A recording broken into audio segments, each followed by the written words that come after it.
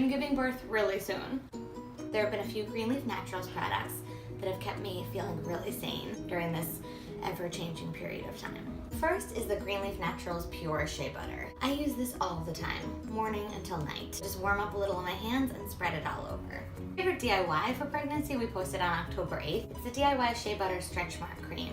So far, no stretch marks. Another product that's been super useful is the amazing aloe vera facial toner. I was really lucky. I didn't really break out before. During pregnancy, that's a whole new ballgame. This is balancing my skin. I don't just use it on my face, I use it anywhere, wherever hormonal acne pops up. Pregnancy.